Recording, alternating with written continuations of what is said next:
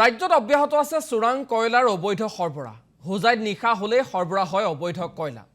ইটাভাটালৈ অবৈধভাৱে সৰবৰাহ কৰা হয় এই কয়লা আৰু নথিপত্ৰবিহীন অভাৰলোডেড ট্ৰাকৰ চলে দৌৰাত্মক। পুনৰবাৰ জনাইছো ৰাজ্যত চোৰাং কয়লাৰ অবৈধ সৰবৰাহ অব্যাহত আছে। এবাৰ হোজাইৰ পৰা খবৰ আহিছে যে হোজাইত নিশা হলেই সৰবৰাহ কৰা হয় অবৈধ কয়লা আৰু ইটাভাটাসমূহলৈ এইদৰে অবৈধভাৱে কয়লাসমূহ লৈ যোৱা হয়। নথিপত্ৰবিহীন অভাৰলোডেড ট্ৰাকৰ এটা দৌৰাত্ম চলা পৰিলক্ষিত হৈছে। কিন্তু সকলো দেখি শুনিও নীৰৱ আৰু নিতাল হোজাই আৰক্ষী।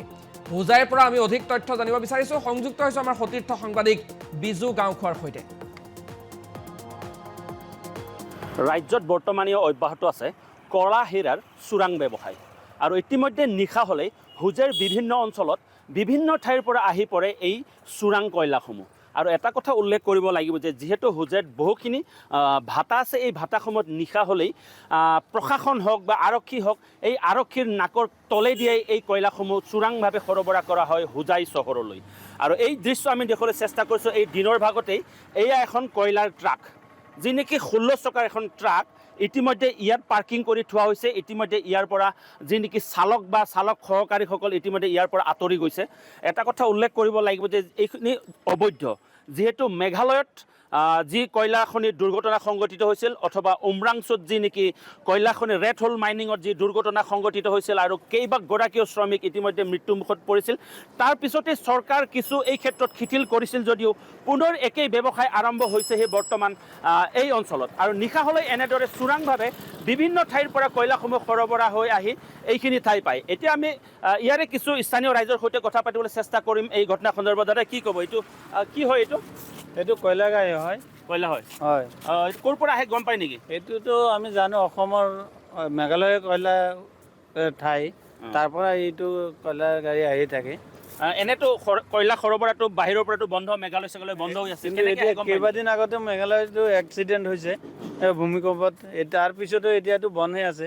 তাৰ ভিতৰত দেখি আছোঁ গাড়ী সদায় ইফালে কেতিয়াবা আহিয়ে থাকে। কিন্তু এইবোৰ অবৈধভাৱে আহে গম পাইতো। এইটোতো অবৈধ বুলিয়ে ক'ব লাগিব। হয় হয়, নিশ্চয়কৈ এয়া হৈছে এজন স্থানীয় লোকৰ ভাষ্য। এটা কথা উল্লেখ কৰিব লাগিব যে এইখন যিখন বাহন AS31C1162 নম্বৰৰ যি নেকি বাহনখনত এই কয়লা নিশাৰ ভাগত সৰবৰাহ কৰিছিল আৰু এই বৰ্তমান হোজাইৰ নন্দপুৰ অঞ্চলৰ ৰাজপথত এইটো ইয়াত থিয় কৰাই থৈছে। কিন্তু এটা কথা উল্লেখ কৰিব লাগিব যে ইয়াত কোনো চালক নাই বা চালকৰ সহকাৰীও নাই। ইয়াতে গাড়ীখন ইয়াতে পাৰ্কিং কৰি থৈ এই ঠাইৰ পৰা আঁতৰি গৈছে।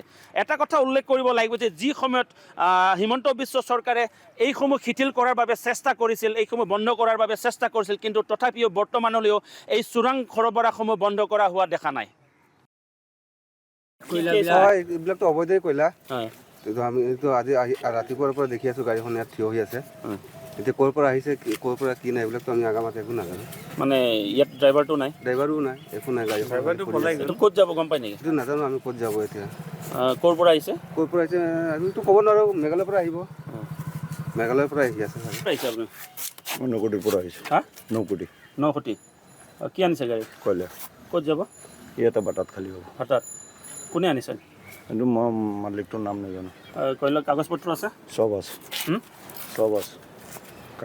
কাগজ পাতি জমা কৰি আহিলোঁ। ক'ত জমা কৰি আছে? এইটো পেট্ৰল পাম্পৰ মালিকৰ বাটাত আচ্ছা।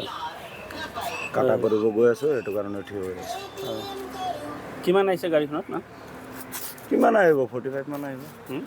45 অভাৰলোড নহয়? 45 মান, তাতকৈ বেছি নহয়। 45 44 কয়লা আহিছে না?